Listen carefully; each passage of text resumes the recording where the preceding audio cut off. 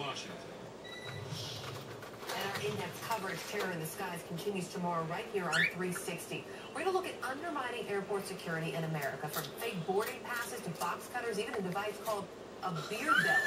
How the bad guys are trying to get around the TSA. Also, we'll take a look at the obstacles preventing us from making our skies safer, and the possible from places like Israel, places dealing with terror on a daily basis. That's all coming up tomorrow on 360, but still ahead tonight, more new details about the close call on Flight 53. Just how did the would-be bomber get on board when so many red flags have been raised? And next, a heated holiday argument lands extra charges.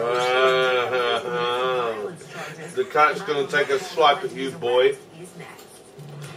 The cat's turned to you and said, yeah?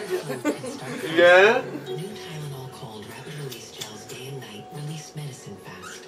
To relieve I don't think the bird doesn't know it's a cat. It's never seen a cat before. So you can feel better. All my business information is just a phone call away to my wife.